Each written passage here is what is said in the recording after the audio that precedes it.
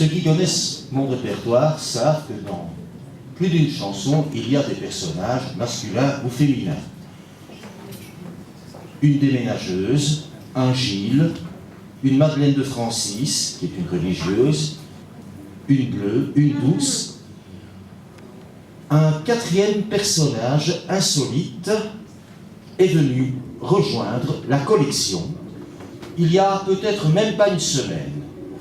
Et je m'autorise à vous partager éventuellement en cours de prestation, à vous partager puis mes hésitations et pourquoi pas mes trous.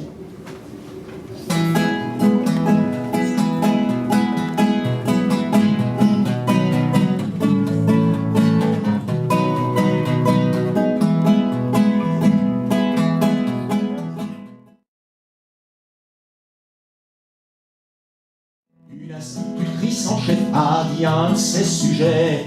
Voilà!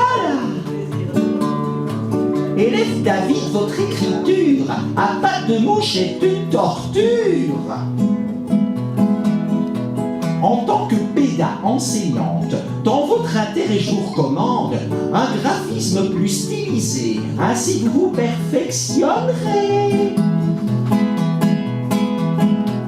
Charmé par le conseil, David est passé à l'action très vite. La calligraphie, en effet, le motivait, le stimulait. De Célie en lettres majuscules, de jambage en minuscules.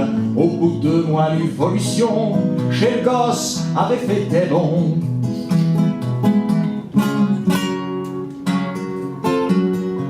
Lors d'un bilan de français, l'instit, en lisant la copie de David, s'exclama d'une voix sévère: en v'là qui se prend pour Voltaire.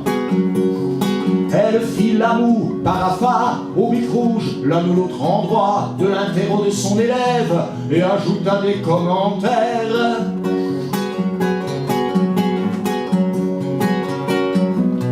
Le gamin s'empressa de relever les commentaires mentionnés. Timidement, il finit par dire: Madame, je ne sais pas vous lire. Sans perdre son sang-froid, l'instit traita d'impertinent le David et l'ignora durant des mois, quand poliment, studieusement, au cours, il levait le doigt.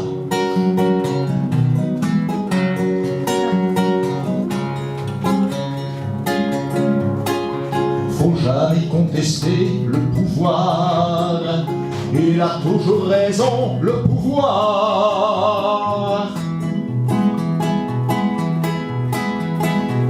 Une institutrice en chef a bien ses sujets. Voilà! Élève David, hier je vous ai saisi, surpris, en train de fumer. Quel gâchis pour votre santé! Et les autres prêts à vous singer, tournez-vous, vous et toute votre bande, vers les pastilles à la menthe. Ça ne tomba pas dans l'oreille d'un sourd. Martin suivit le conseil. Le soir même, ces 3 dernières Gauloises dans le feu valsèrent.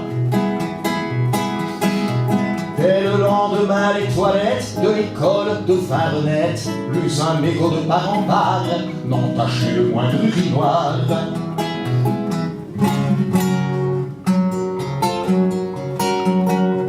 Un jour, Martin vers mi-tard aperçut sans vouloir y croire, au bout du couloir, la maîtresse déambulant, gitane au bec. Il lui dit: Dame, excusez-moi, sans doute ne savez-vous pas que la loi réprouve en pratique le tabac dans les lieux publics. L'enseignante, tout en gardant sa clope vissée entre les dents, rétorqua: je suis votre aîné et je ne vous ai pas sonné. Lors de la leçon suivante, la pionne en service s'arrangea pour coincer Martin et le mettre en retenue et en échec.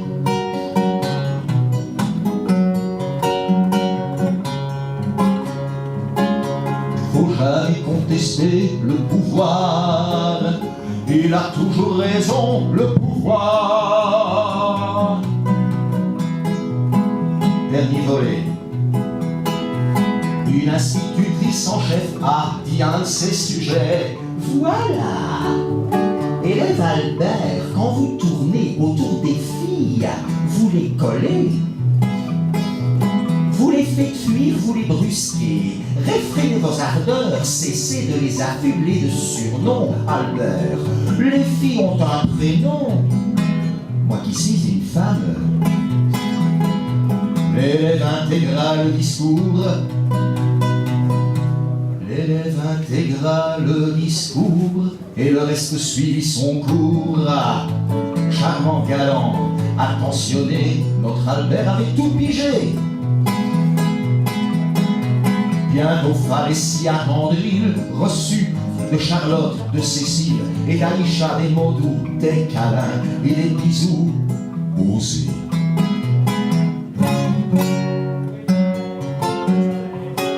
Un jour Albert à la récré souriait à une alizée. L'instit intervint sur le champ. On joue encore au prince charmant. L'élève à l'enseignante dit: Marie-Françoise, 1000 fois merci, je t'ai écouté, j'ai suivi tes conseils et ça me réussit.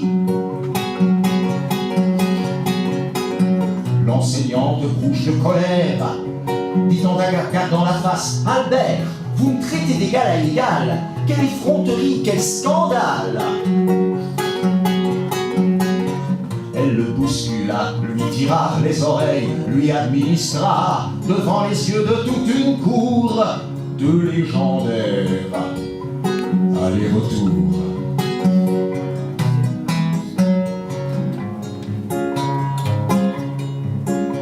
Faut jamais contester le pouvoir, il a toujours raison, le